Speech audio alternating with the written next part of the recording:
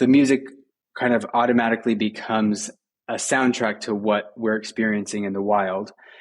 If a storm or say a big gust of wind comes in right as I'm like playing a swell up the piano, I might stretch it out, or I might change the way I'm playing it, holding a note or going faster or slower or louder or softer to kind of like react to what's happening in the landscape. That is today's guest, Hunter Noack. He's a classical pianist, a naturalist, and the creator of this unique traveling concert series called In a Landscape. It's celebrating its 10th year on the road, and here's what makes it so unique. Hunter and his team bring classical music to the wild by hauling a 9-foot Steinway grand piano on a flatbed trailer into some of America's most breathtaking natural settings, including everywhere from national parks to even small community parks cherished by locals. And instead of setting up massive speakers and playing a typical concert, they decided to do something totally different. So at each show, they give every audience member a set of wireless headphones that allows them to wander throughout the landscape. So the music becomes sort of a soundtrack to their experience, allowing people to connect with the music, connect with the natural world, and even to each other in surprising ways. It's so important to actually be able to talk, not only to like talk about what we have in common, but also find a way to talk about what's not in common. The concert itself, it's focused basically on an appreciation of the landscape and of music, something that almost everybody can kind of get behind. Also in this conversation, Hunter's favorite hidden gem destinations in the American West that you won't find in typical travel guides. He's been to some majestic natural spots. You're going to want to stick around for that. He also shares this truly amazing story from an American Indian reservation, a concert he was playing there. This experience, just hearing it gave me chills up and down my spine. You're going to want to keep your ear open for that and loads more happening in this show right now. So buckle up, strap in. Thanks for being here, and welcome to the Zero to Travel podcast, my friend.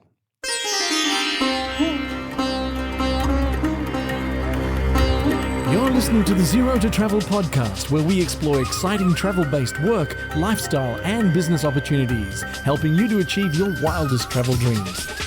And now your host, world wanderer and travel junkie, Jason Moore.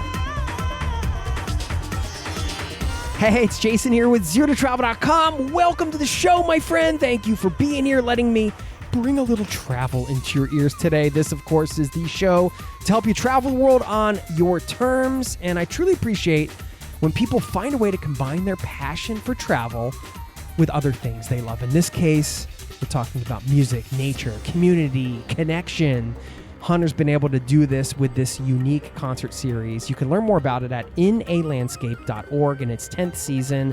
They've already played over 300 plus outdoor concerts for over 75,000 people in some of America's most jaw-droppingly beautiful landscapes. So you're going to love to hear the story behind this concert series and some of the magical moments that take place on the ground, and of course, some of the things involved with creating it and all of that. By the way, on that note, at the end, if you stick around, I want to share a single word that popped out to me while I was preparing this episode for you.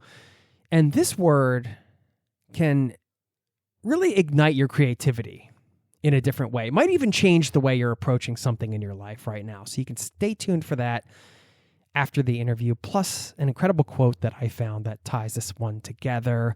Before we dive in, one last note, don't forget zerototravel.com/newsletters, where you find our free newsletter. I write it. It goes out once a week, and you can sign up for free for that over there.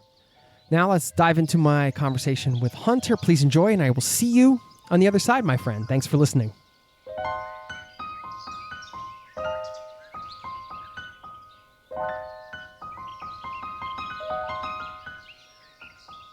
Hunter Noack, welcome to the Zero to Travel podcast, my friend. Thanks for being here. Thanks for having me. This is quite an honor, especially considering it's 1-something in the morning for you. So I do appreciate your presence here, and congratulations, man! 10 seasons of In a Landscape, 300 plus outdoor concerts, over 75,000 people in some of America's most jaw-droppingly beautiful landscapes. I mean, when you started this, did you Did you have any idea this would still be going after a decade? Probably not, I'm guessing. No idea.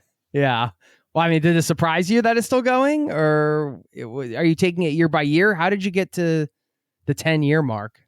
The very first year, I applied for a grant to basically try this project, and um, and I mean, after the first few concerts, it was pretty clear that there was something beyond.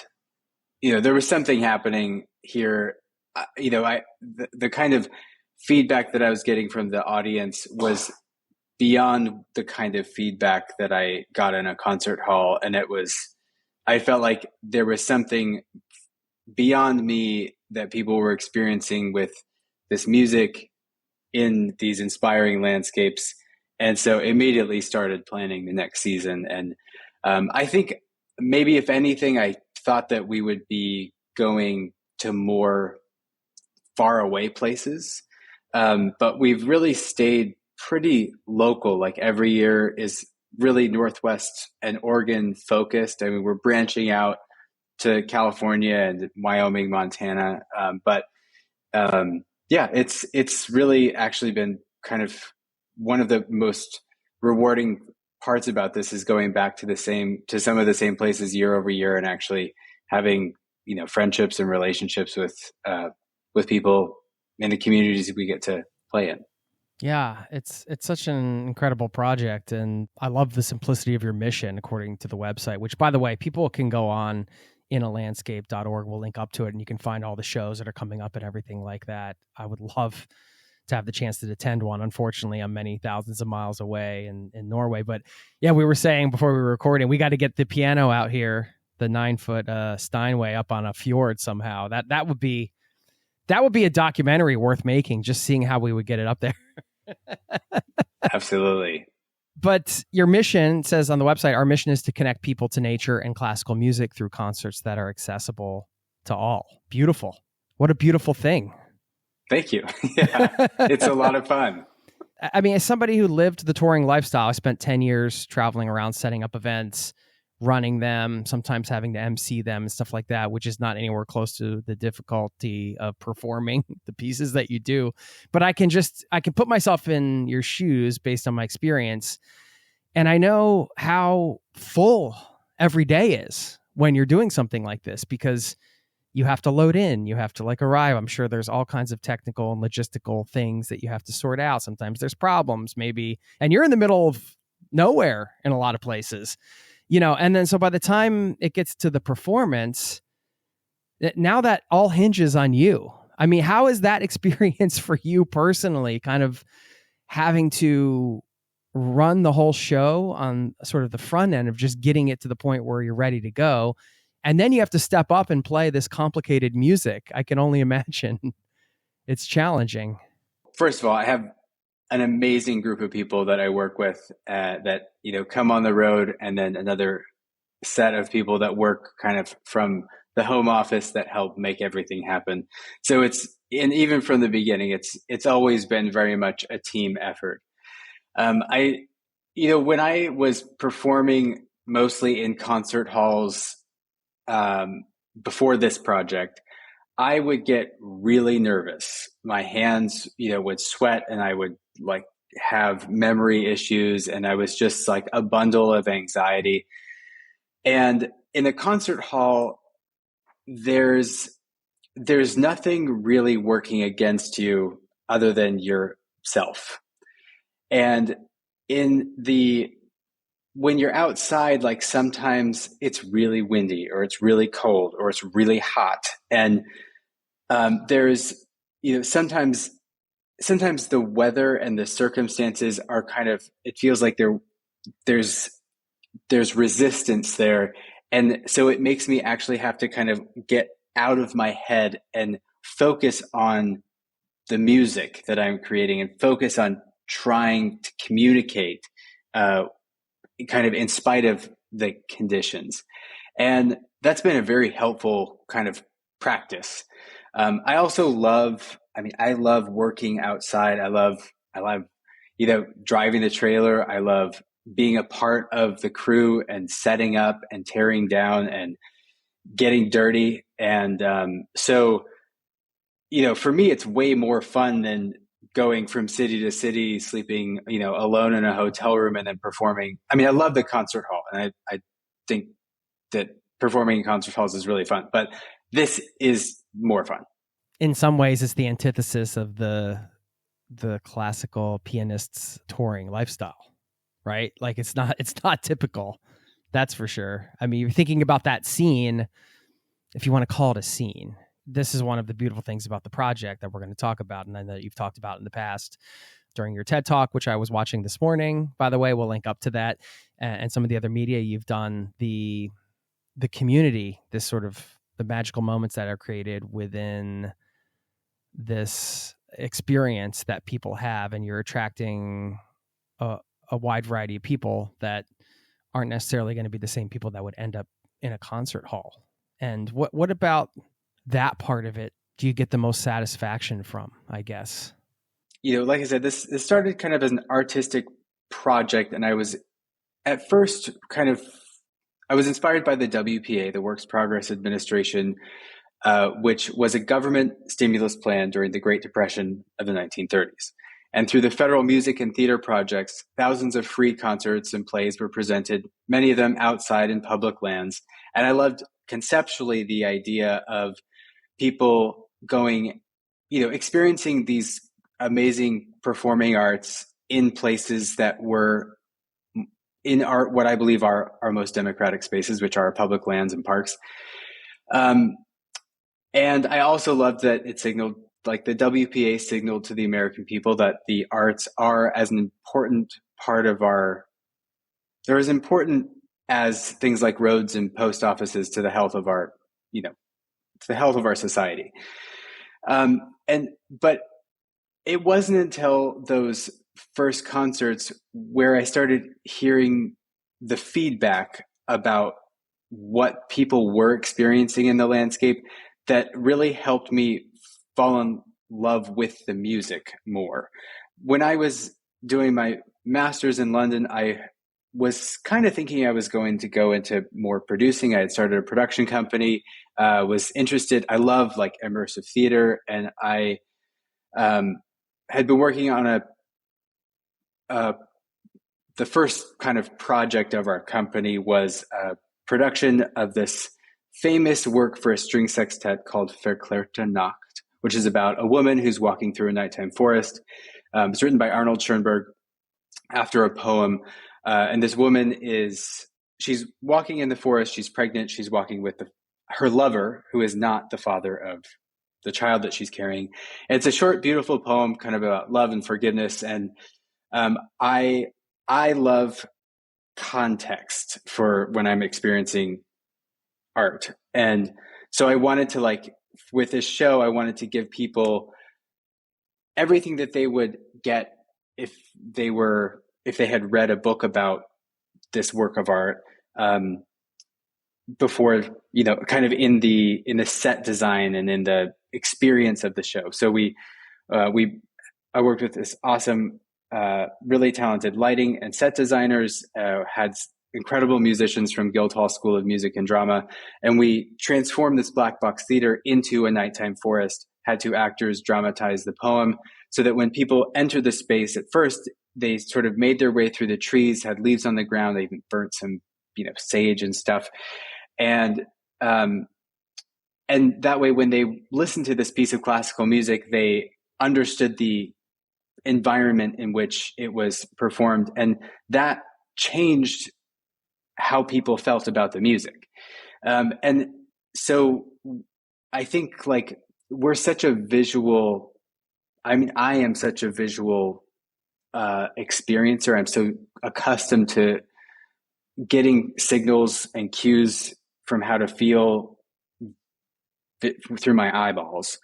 And when we're in nature, everything is always changing all the time. And there's so much like physical and visual stimulation that with this music that, I usually perform music that is on the more spacious end of the spectrum, like music that would sound good as a soundtrack.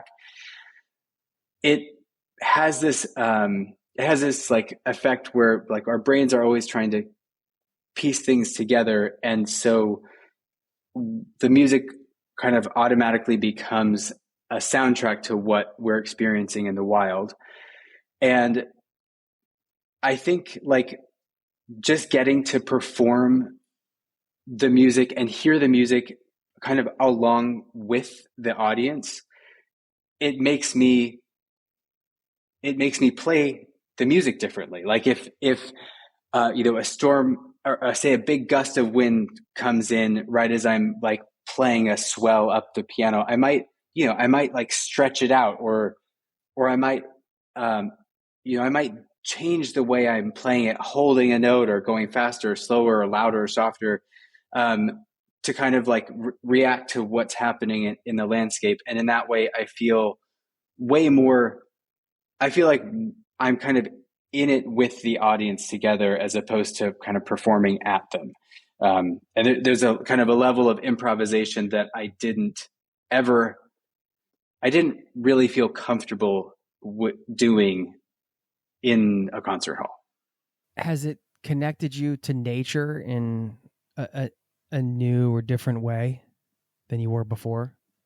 Absolutely. I mean, I think there's, John Muir said we need beauty as well as bread, places to play in and pray in, places that nourish us and give us strength. And I think that just by spending time in nature, we become better, gentler, kinder, more empathetic, smarter people. And so even if I wasn't playing music in nature, I think just spending time makes me stronger. What practicing and performing outside does is I sometimes there are things happen that feel just like little teachers, where I am maybe I've become more sensitive to noticing big and small things outside, because everything, like a really fun game for me with any piece of music is to try and imagine it being a soundtrack to a movie.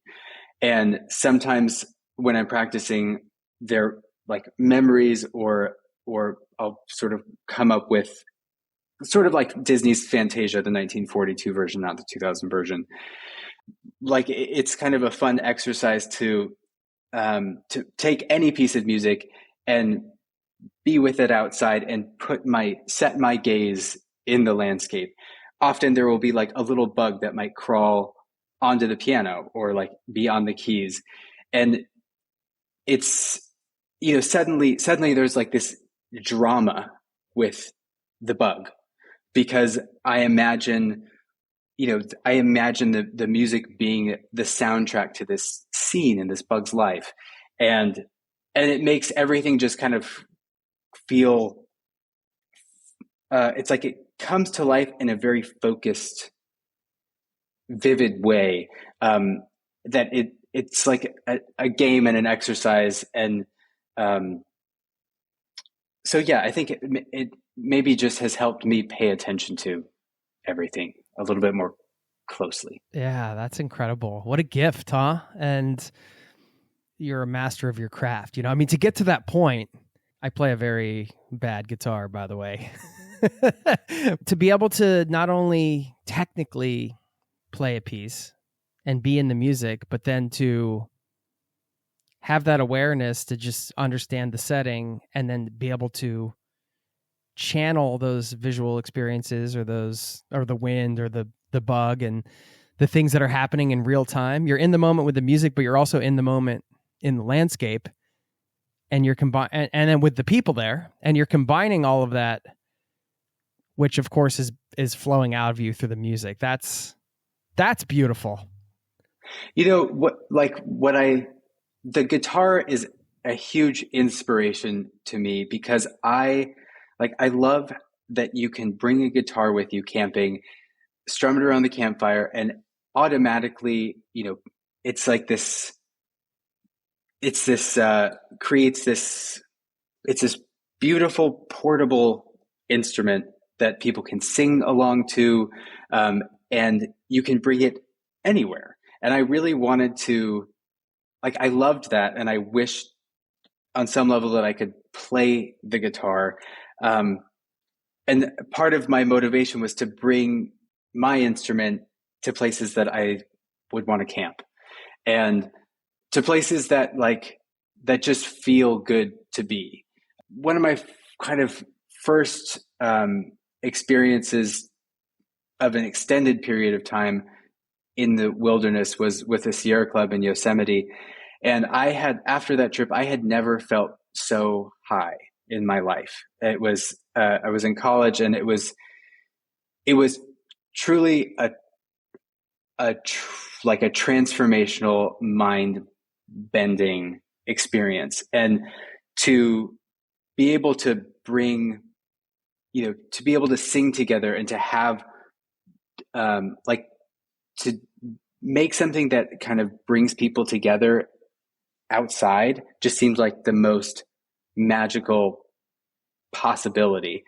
And so, having a 9-foot Steinway that weighs 1,000 pounds, it took a year to figure out how I could move it to the top of a mountain and to the middle of a desert. But that's essentially at the core, it's doing the same thing as a guitar. It's like being this tool that helps us all just be together. Yeah. I love that you took your passion for nature and that idea of wanting to, sit around the campfire, like that kind of mentality. And you're just like, you know what? Yeah. Okay. My instrument's a 9-foot Steinway grand piano, but I'm not going to let that stop me. Yeah. So it takes a year to figure out how to move it around to these places. Okay. I'm just going to persevere. I'm going to figure it out. I mean, I think that's super inspiring. Yeah. Thanks. And I mean, several people said, use a keyboard or use something that's smaller or more portable. But I was kind of describing this to a philanthropist named Jordan Schnitzer, who lives here in Oregon. And he got it. Like I said, I want the same piano that's in Carnegie Hall. It's like this iconic American instrument that symbolizes so much.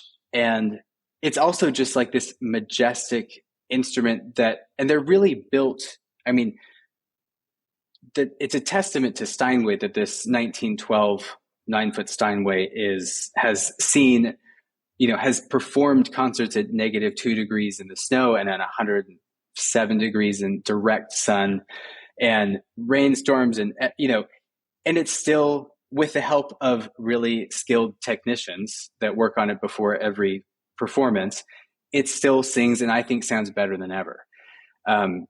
But Jordan, he got it, and he said, go find this instrument and I'll buy it. And that was really a game changer, like to have somebody that with those kind of resources that was willing to take a risk on kind of purchasing this thing that,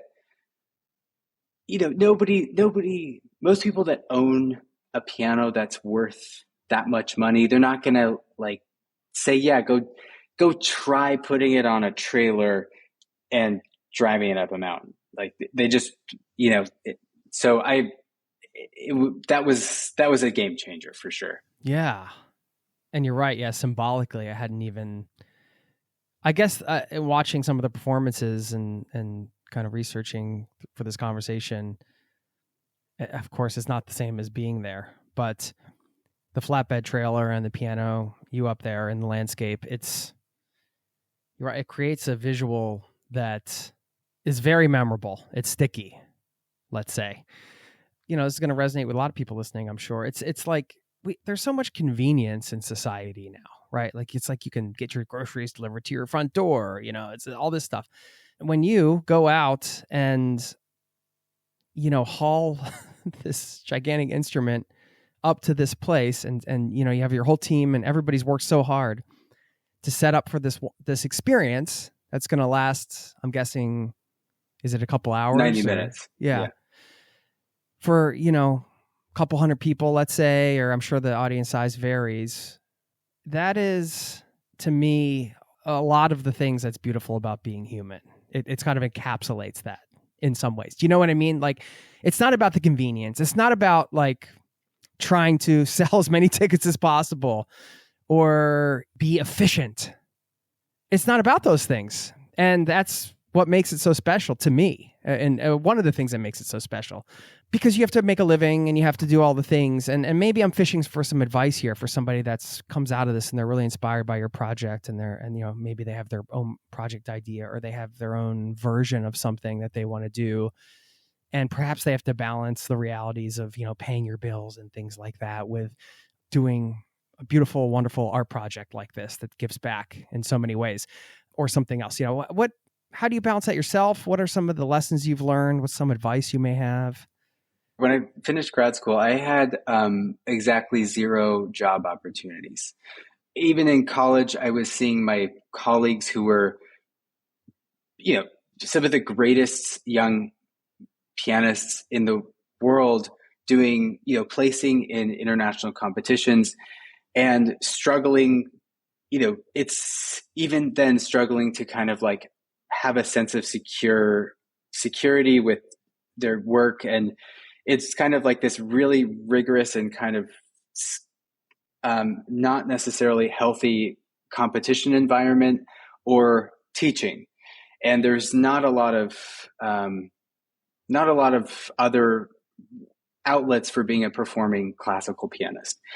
And so definitely part of my motivation in starting this was creating work for myself. And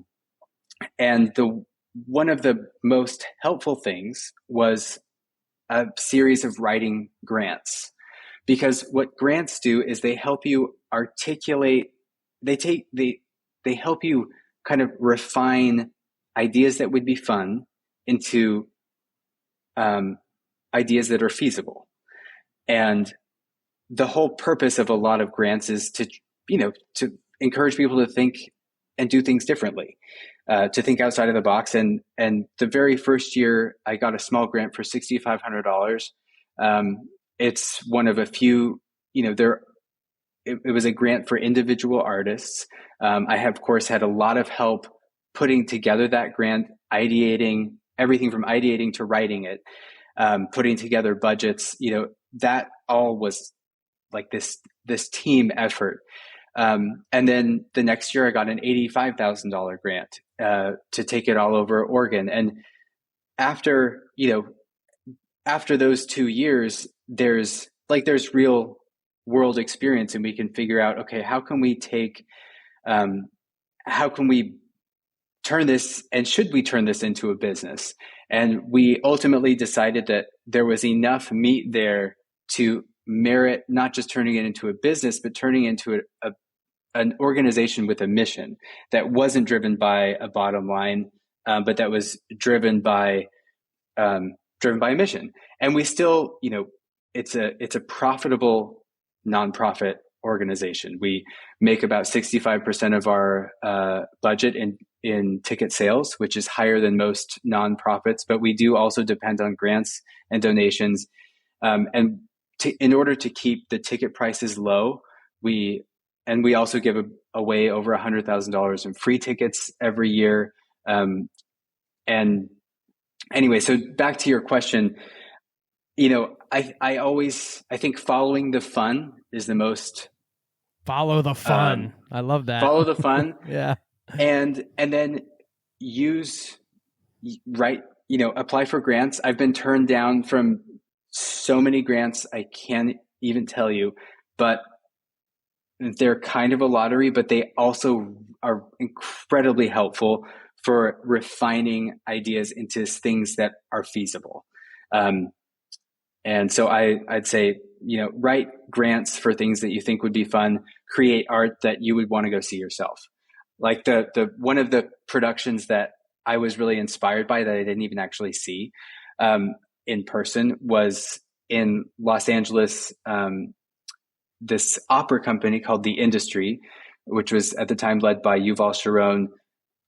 They produced an opera called Invisible Cities in Union Station in Los Angeles. And they had an orchestra in one part of the station, singers and dancers roaming around the whole station. As it was open, people coming and going, getting on and off trains, but the audience all wore wireless headphones. And it was the first show where I had heard people, where it's heard of a classical music show that wasn't using amplified sound or an acoustically designed space, and people were having a really high quality aural experience. And it was like a combination of immersive theater, which I love. And like, that was a show that I would want to go see. And then I was like, okay, how can I take the music that I love and the places that I love and make something that uses that technology?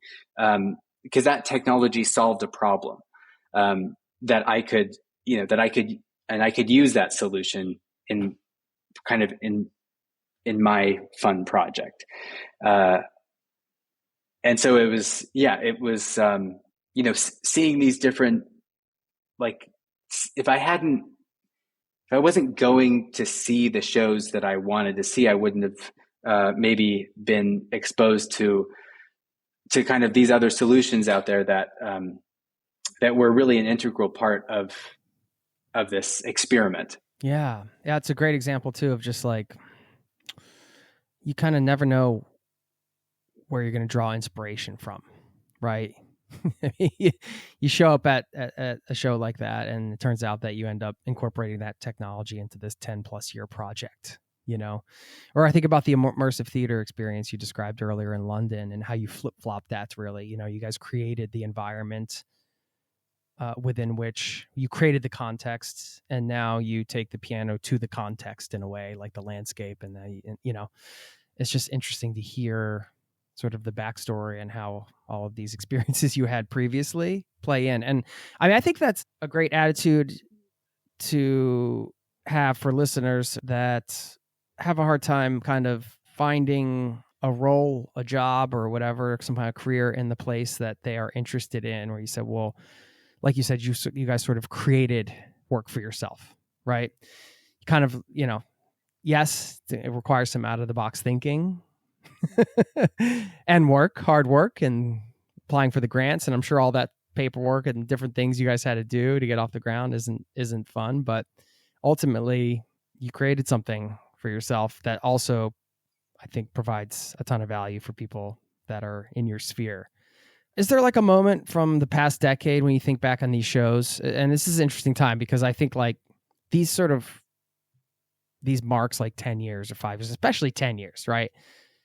You could just be like, oh, it's our 10th year anniversary, whatever. But like nobody does that, because after 10 years, you are like, I don't know if it's a human thing. I know it's just a number, but you just reflect. You just start reflecting. Like you can't help it, right? You start reflecting back. And so I'm sure you've been doing a lot of that as you're going into the 10th year and you're having these conversations and talking about the project. Yeah. Like as you kind of reflect back, what are some of the things that stand out to you in terms of either life lessons or like experiences you've witnessed? I feel like sometimes in real time, you might like see something and then take a lesson right away. And other times it takes like 8 years to process what you saw. And then you're looking back and you're like, oh, yeah, I learned that about myself. Wow. Yeah. Like, is there anything recently, like any revelations you've had, like looking back? You're right that there's been a lot of reflecting and a lot of using that reflection to think about, okay, where are we going to be in 10 years? And one thing that I think about a lot, because it's really hard to choose where to go. Every year we start out with about 400 different places that we could bring this piano, and we have to whittle it down to 50 concerts. I'm like really excited by the national parks. I love what the national parks stand for. I don't, they all have a really complicated history, but I am so grateful that we have national parks. And so it's an incredible honor to get to like perform in Yosemite Valley and in Joshua Tree and Crater Lake. And really, really epic. And what I'm surprised by though is like it's most often that it's like the non-celebrity county park that's kind of that that's for the people who, you know, that's not a travel destination, but it's a place that the locals spend a lot of time. The places that people have like a relationship with over a long period of time. It's like by bringing the music into those places, the the the feedback is it's just like amped up, because it's like I'm getting to be a part of what people feel about a place. And in most, in most national parks, most of the people that are there are visitors. There is a community of people that live in and right around the park, but for most of the people at the show, it's a higher percentage of people that are tourists. Whereas when we're in a more, usually more rural setting that's not kind of a celebrity spot on the map, most of the people that are coming because it's, not necessarily because they're like classical piano enthusiasts. They're coming because it's something to do, they're interested, and they love this place. And, they've been coming, like at East Lake, this woman said, I've been coming here with my father since the 1950s. And she just has, she has all of these memories of fishing on this lake with her father for decades. And suddenly she's sitting on the shore watching, the waves lap, and she's like seeing this place that she has such a long history and relationship with, but she's like experiencing it with a slightly different filter of this music. And then when she talks to me and she shares with me like her history and her, a story about her father, I like feel this privilege that I get to feel so close to her because she has such a strong relationship with this place. And, and that's, I think, like the surprise magic that happens at every show, because these places are inspiring and magical. I get as much satisfaction playing in the little county parks that maybe aren't even as visually dynamic or spectacular, jaw-dropping. I get as much satisfaction playing in those places as I do, at the entrance to Yellowstone National Park. Yeah, okay. Yeah, that makes a lot of sense. I think that, also when you bring your show to having been touring with bands and such too, like it's some of the rural places, I do think there's an appreciation level too of like, because it's not everybody that's bringing something special there all the time, and the out of the way places. And like you said, then there's connection to the local place that they have just through their own personal history with it.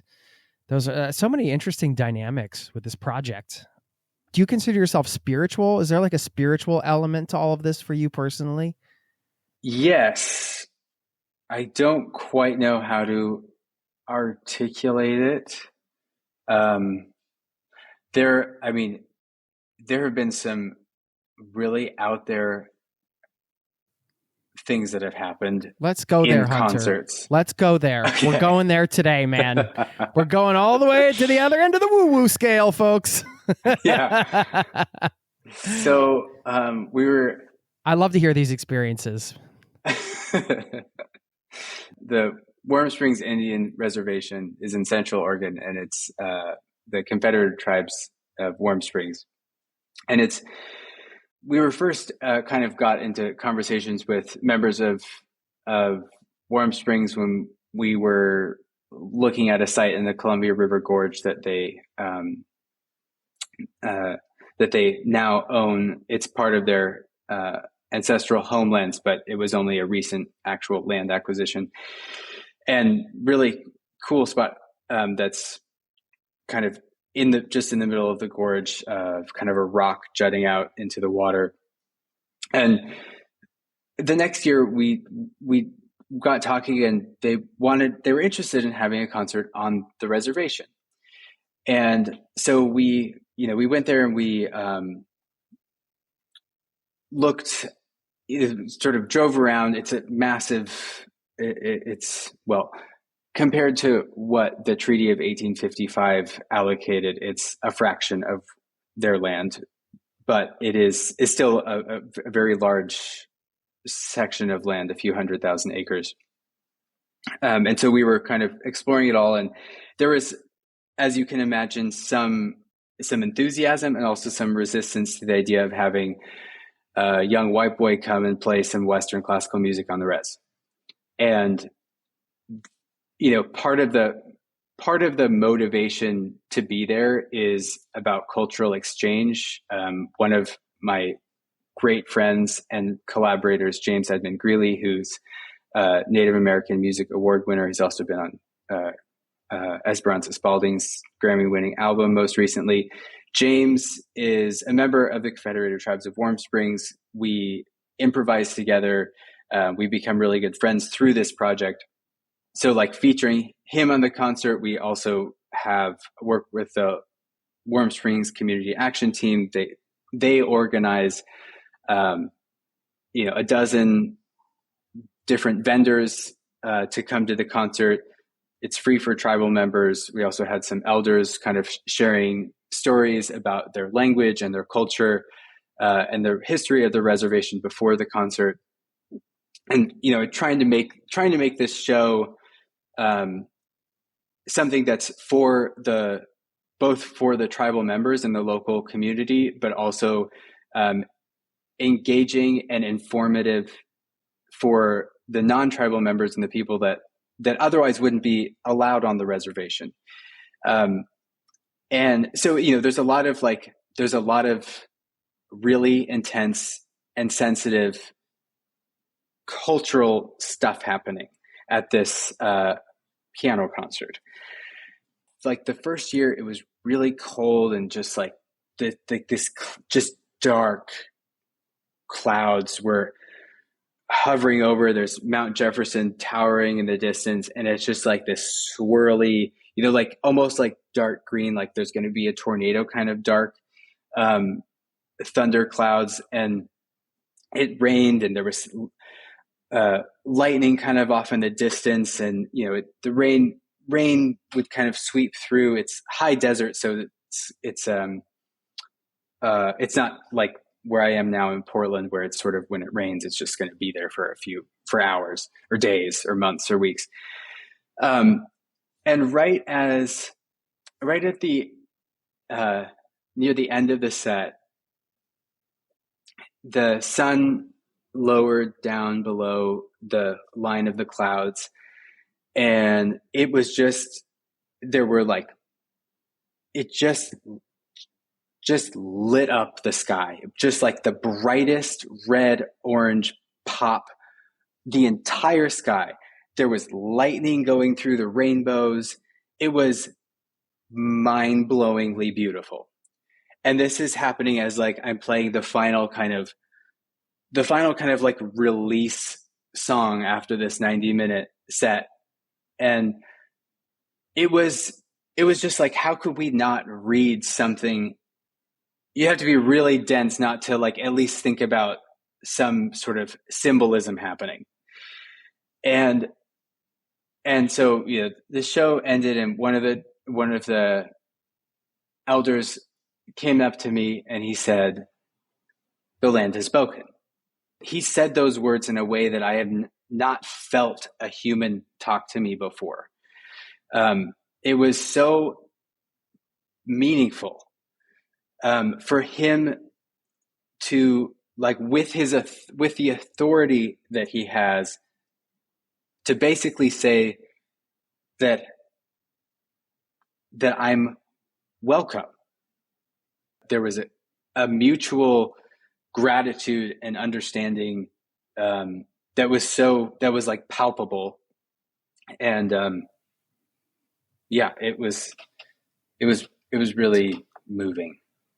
Thanks for sharing that. That's an incredible story. Let people know the best place to learn more about your work. Is it your website? Is it just inalandscape.org? Is that the place for people to go? Yeah, that's the best place. For anybody out there pursuing a career in the arts, what is your best advice? The arts. When I was in London, I lived with an opera critic and a playwright. And it sounds like the beginning of a joke, Hunter. They were pretty magical people. They had this old cat named Afra. And Afra wasn't so good at hunting mice. I lived kind of in their attic, not exactly an attic, but like they're sort of the top of their skinny, tall house. And Afra had long sort of stopped being a good hunter. And I really felt that one night when I woke up to the sound of a mouse chewing at my hair on the pillow. And that's not where the story is going. But that sounds like a career in the arts. You should be prepared that that's going to happen to you at some point. There will be a mouse chewing on your hair in the middle of the night. But Tom Sutcliffe, who's the critic, he would sometimes take me to see the opera.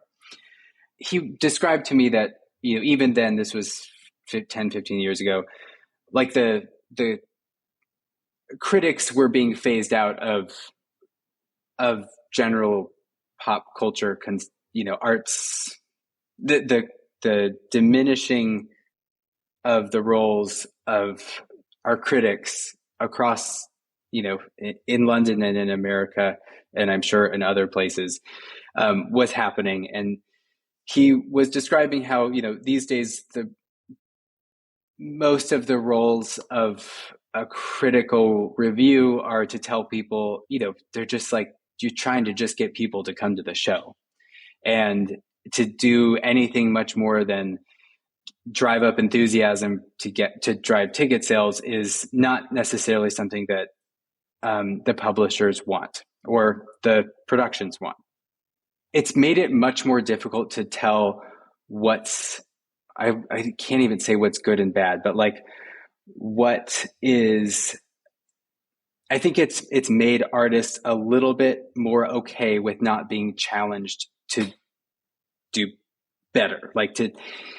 In Portland, it's actually an amazing place to like try stuff because it's a very enthusiastic and very supportive audience. Everybody gets a standing ovation no matter what. And that is a great place. Like it's a wonderful place to experiment. It's not a great place to like refine and be challenged to make your work better. We need critics and we need our artists not to just be praised and given standing ovations.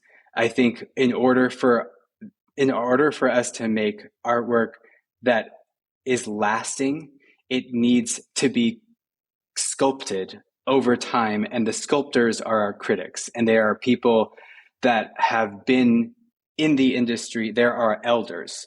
And it's people, like people that have been creating and consuming artwork and like analyzing it that understand the rules and know how to encourage us in a direction that makes the work lasting and meaningful. And so my advice is to seek out real criticism and critique from those who you really admire and respect. That's great advice. I mean, for anything really, whether it's business or the arts or anything, that's great advice. This isn't a political podcast, but it's not political really to say that America's fairly divided right now, at least politically. But of course, on the ground, the experience is a lot different when you're mingling with the Americans, let's say. Yeah. What has this experience traveling around to these different areas taught you about Americans, about your home country? I mean, just basically what you said, that when we're on the ground, we have a lot more in common than our phones would like to make us believe. Um, I mean, for context, for those that, can't see me, I'm like a 36-year-old Caucasian male that's presents as, like, I kind of can be whatever people want me to be. And so when I'm in, no matter kind of the context, I think generally people feel quite comfortable, and they presume maybe that I'm on their side, whatever side of the spectrum that is. So that's just neither here nor there. That's just sort of context. At our concerts, about half of the people are local, and half are traveling more than 50 miles to attend. So especially in the rural areas, half of the people are local, and I would say in the more rural areas, that half is generally on the more right end of the spectrum, and the people that are maybe traveling from cities might be generally more on the left end of the spectrum. What is one of my favorite things about this is seeing everybody be together, whether it's like in Fort Rock, Oregon, a small, mostly ranching farming community in Central Oregon. We do a pie social at the local Grange Hall. It feels like there's no problems. Like people even they'll talk about politics. They'll talk about water issues. They'll talk about like local, as long as we stay talking about the effects of local politics or the effects of federal politics locally, most people are happy to be asked questions. When they're face to face, they're generally very kind.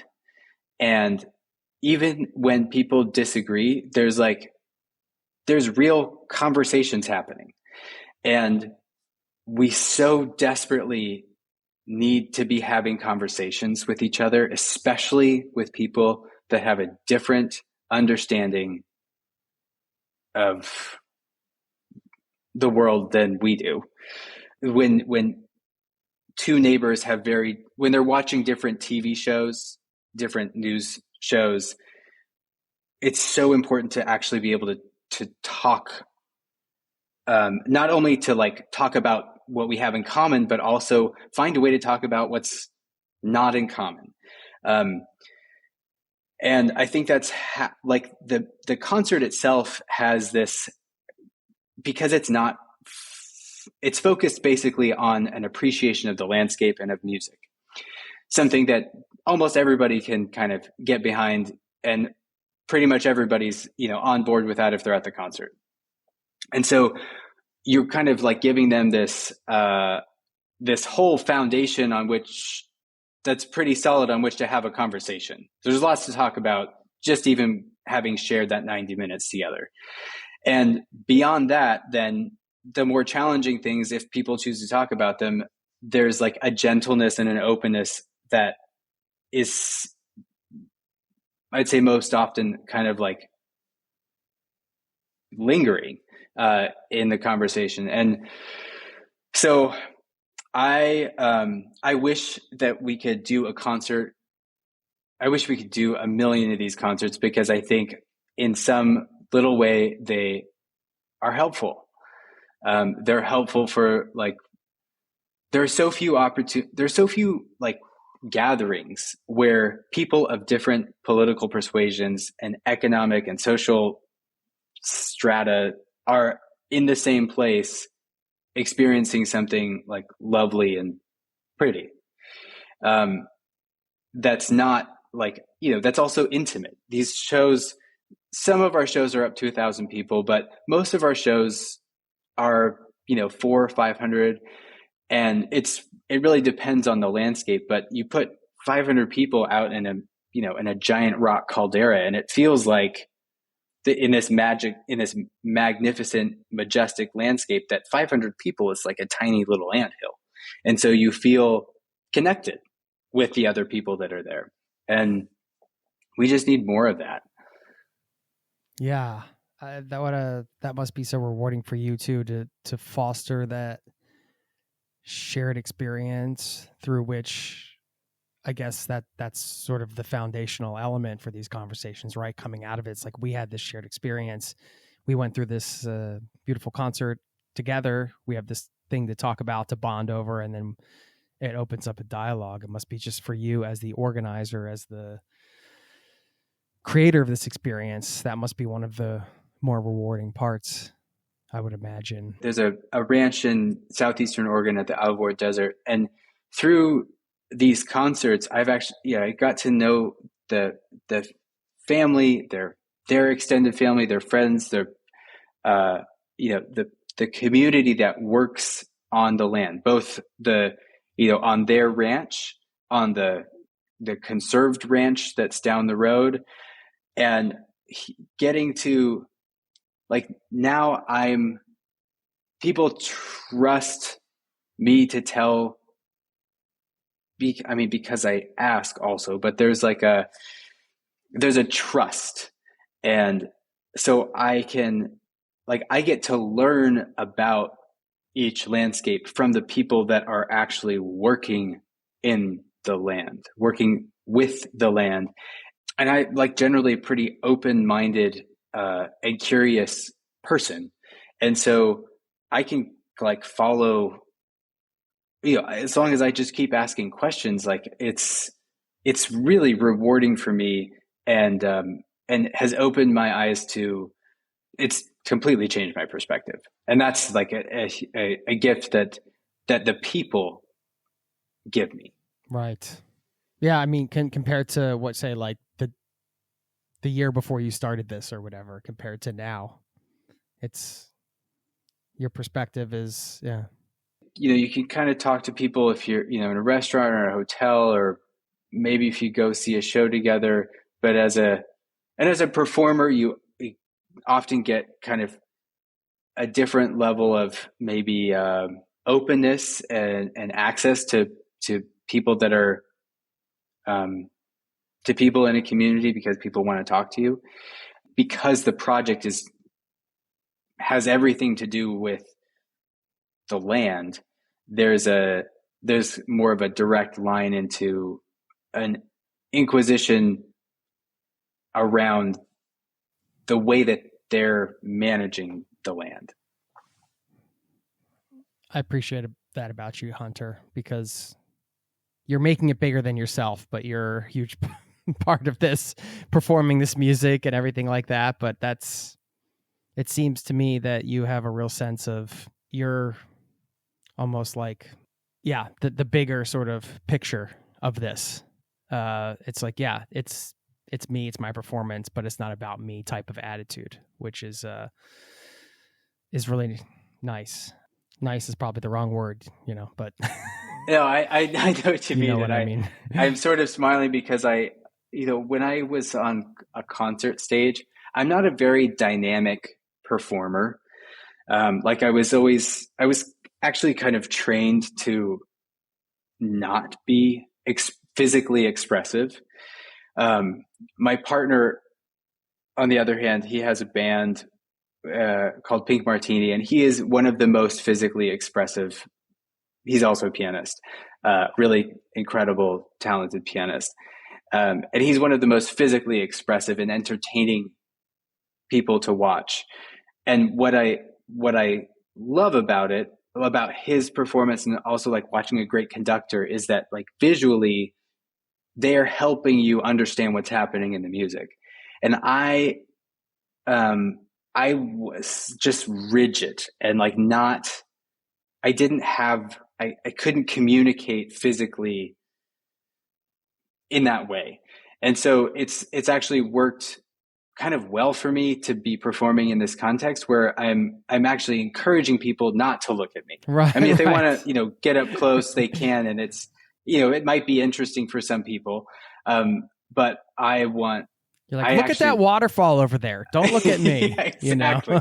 Exactly. Yeah, so I'm trying to loosen up and be a little bit more like physically engaging, but no, but that's interesting too, because that's just struggle. from an artistic and sort of performance perspective. That's another different dynamic than the usual. Like there are so many different things. You described the 500 people sort of anthill crowd out in the big meadow, for example, with the surrounding rock spires versus those same 500 people sitting in a packed theater. It becomes just the masses, even though, as opposed to an individual, like small individual gathering, even though it's the same amount of people. You have the performer on stage who is the one we're there to see, in a concert hall, versus, the guy in the flatbed trailer that's creating the background music for this incredible soundscape, landscape experience. It's just interesting because there's so many different dynamics to what you do. And I know that word keeps coming up, but I don't really know how else to describe it other than I just love the idea of kind of taking something that has been done one way traditionally and kind of flipping the script on so many aspects of it. And then, of course, the travel element. I mean, I didn't mean to interrupt. Go ahead. But my next question, just to give you a heads up, is going to be about some of the locations you've been and some of the destinations. Because should I ask that now or? Yeah, that's great. Okay, yeah. I just was wondering, what are some of the places you think people are missing when they come to visit America, whether that's Americans or people coming from overseas? Because, of course, Yosemite Valley is spectacular in all these places, and they're on the map and people know their places to see, and by all means, go see them. But what are some of those out of the way places where you're just like, why don't more people know about this? Or, people come, like you mentioned, the subset of the audience that comes from 50 miles away, and they're like, I didn't even know this. This is incredible. Share a few of your favorite, I guess, hidden gems, if you want to call them that, off the beaten track places. We love those recommendations here. Okay. Yeah, for sure. I will say, like in all of the most highly visited national parks, going beyond the half mile that's where there's infrastructure to process the millions, almost always just another mile beyond, and it's just one extra mile. A different park.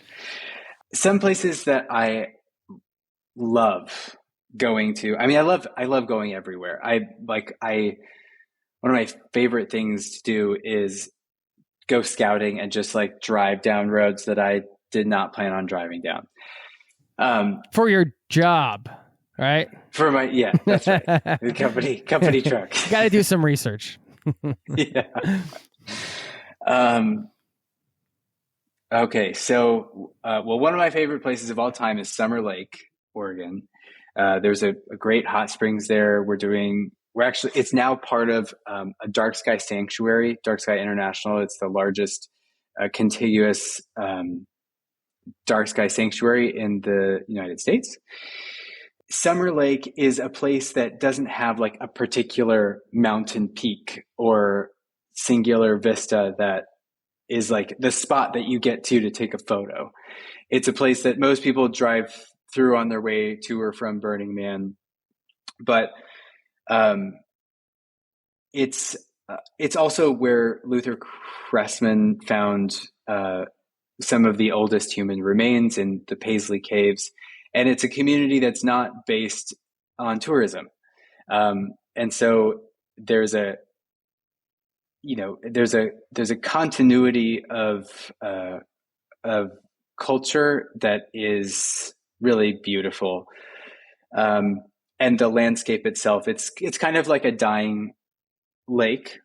And by dying, you just mean that like over since, over the last 10,000 years, it was part of this larger body of water. And now the water is receded to the point where it's dry for a good portion of the summer. And it's, there's water in the lake, the shallow lake, for most of the winter. But it's just like this, it's a place that I love going to.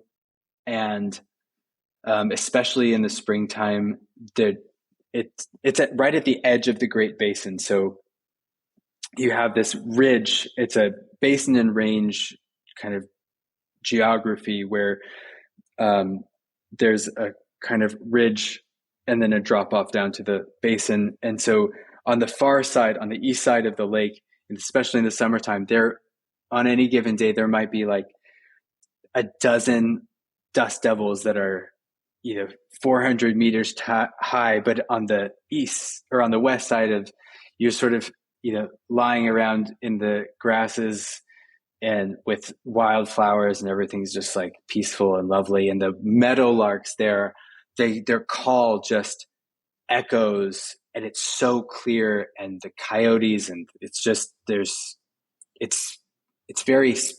aren't, like, you can look out and not see any sign of human, maybe a farmhouse and, a ranch house or something. But I love Summer Lake. The Wallowas in northeastern Oregon, they call Little Switzerland. Joseph, Oregon, it's in kind of in the Wallowa Valley. This is Chief Joseph's and Nez Perce country. It's where Chief Joseph, it was a part of the Nez Perce reservation until after the Treaty of 1855. Then 10 years later, because of prospectors and just settlers, Grant decided to shrink the size of the Nez Perce reservation. Chief Joseph said, no, this is our homeland, and we signed a treaty. They were driven out, which led to the Nez Perce Wars. There are these giant rocky mountains. There's the perfect moraine lake that is deep and cold and clear. And then up kind of as you go to the northeast, the plain, this sort of shallow plain rises into the Zumwalt Prairie, and then it falls off into Hell's Canyon, to the Snake River, which is deeper than the Grand Canyon. It looks different, but it's just like it's a magical region to explore. And it's at the end of the road. So people don't pass it on their way to or from anything. And it's incredibly beautiful. It's also a place where, like, the community has worked really hard to prevent it from turning into an aspen. There's like constant, persistent collaboration to develop and accommodate tourism in a way that doesn't create these massive scars all over the landscape.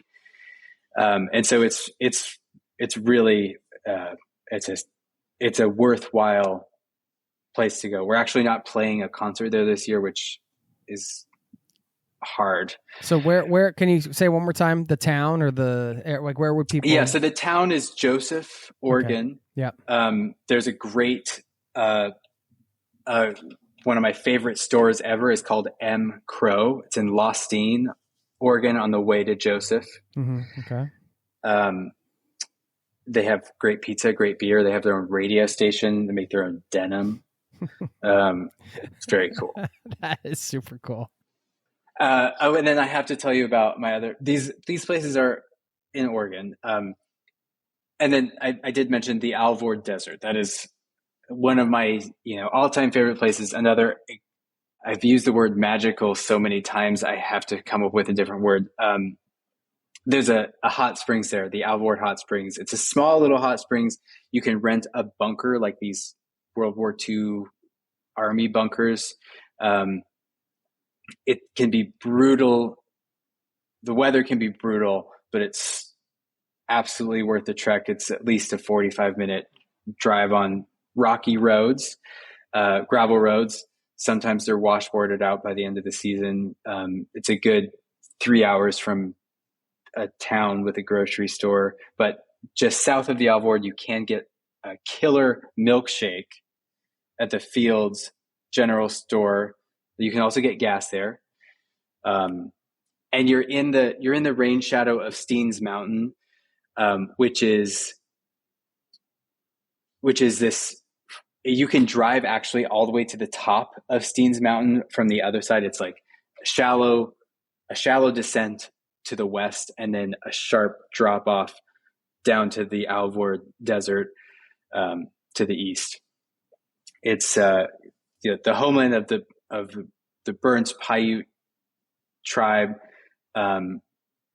There's a really interesting and tragic story about that reservation.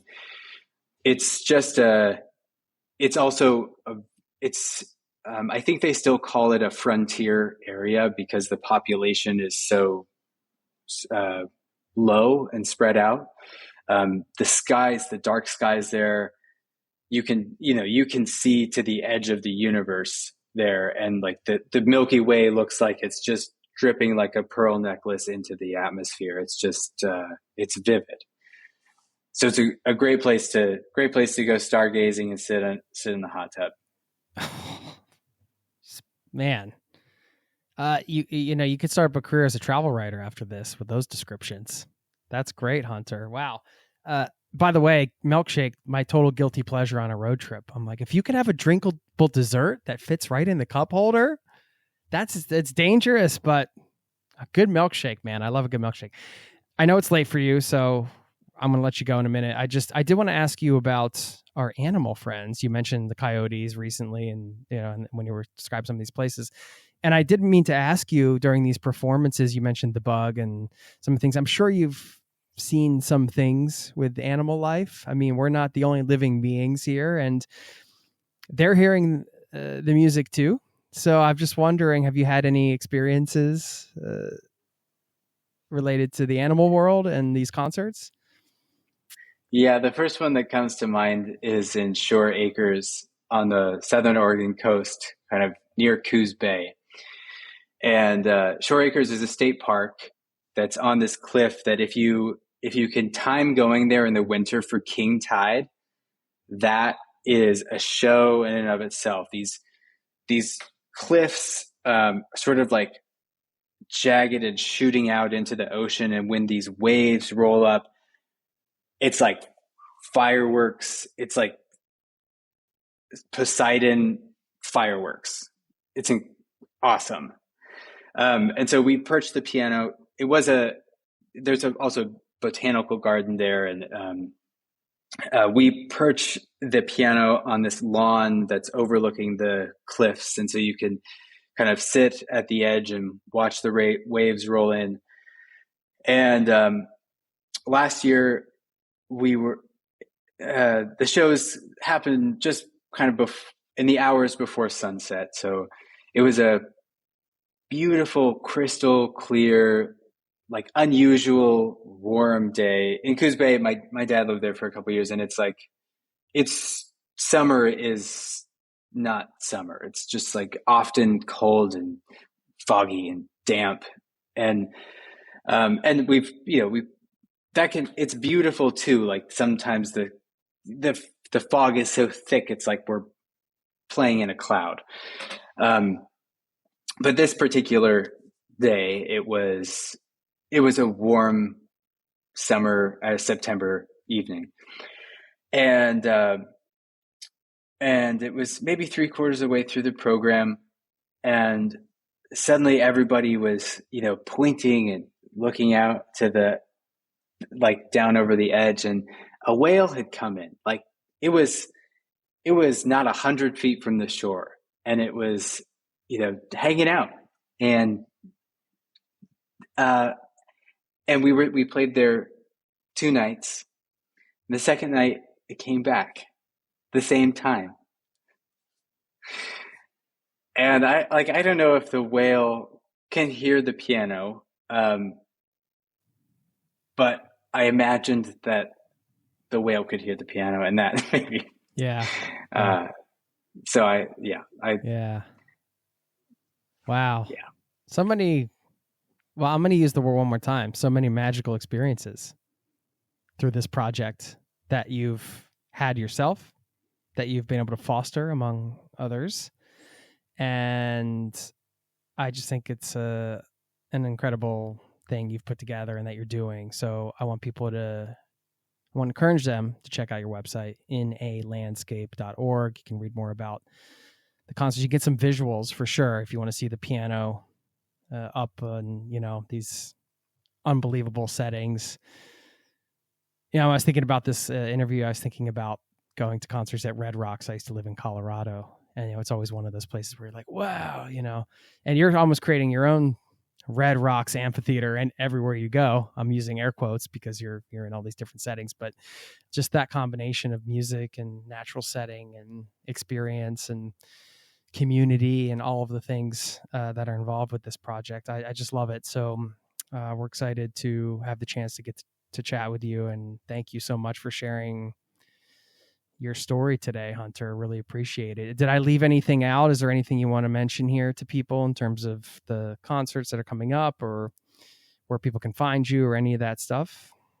I could just say that we're doing 50 concerts this season, starting in May down in California in Santa Barbara. Then we go up to the Bay Area and we do concerts as far east as Jackson, Wyoming, Washington, Idaho, Montana. And always love hearing suggestions of places we should bring the project. Any excuse to go scouting, I love. Same with repertoire choices. I love getting suggestions. Any places that you would love, any place you love to picnic or love to just be, that maybe it would be nice to also have a piano there. I'd love to hear about. I'm also just grateful for the opportunity to talk a little bit about this project that I love so much. And if we all could spend more time outside, I think the world would be a better place. And so I love to experience being outside with other people. And so if you come to a show, that's a gift to me as well. Amen. Thanks, Hunter. And you heard Hunter there. I mean, he, if you can't make it to one of the shows out west, then by all means, pitch him on coming to your town. That's right. The invitation was there. No excuses. All right. Thanks so much, Hunter. And thanks for staying up for this. And I really appreciate your time, and hope we can stay in touch.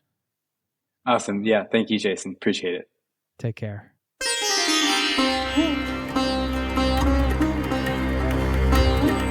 There you have it. Thank you once again to Hunter Noack for stopping by the show. Of course, the website, if you want to get tickets or learn more about the concert series, inalandscape.org. We link up to that in the show notes. Incredible stories, incredible moments. Really reminds me of the importance of getting out there and connecting, and those communities that get built in real time at an experience like that. It's always a fascinating dynamic to me when you go to something and you're never going to have that group of people together in the same spot, in that setting, in that moment ever again, which what makes gatherings so special, right? We know that. And I'm sure you know that as a traveler, having met some people on the road, perhaps a group of locals or a group of travelers that you spent time with, and then you just part ways, and those memories stay with you forever. It's a beautiful thing. So anyway, before we move on and I let you go, I do want to fulfill my promise at the top of the show where I talked about that single word that popped out for me when I was preparing this episode for you, and something that really got me thinking about how I'm doing things right now, and something that really set fire to my creativity, is setting fire to it in this moment, because I just realized as I was coming up with this one takeaway I wanted to wrap this episode up with, this just popped out, and I thought, wow, this is really useful for me right now. So I wanted to share it because hopefully, or perhaps it's useful for you too. So that word is reimagine, or reimagining. And I think that's what Hunter did with this concert series. He has reimagined what a classical concert can be for people. Making it accessible, the community element, putting it out into the wild in these natural settings, instead of just blaring music on the speaker, giving people headphones. Like, all of these things have sort of reimagined the classical concert experience. That is what is creating this totally unique vibe at his shows. And just applying that word to my life right now, I'm thinking, what would it look like if I reimagined, X, Y, or Z? How would I approach it? How would I change things?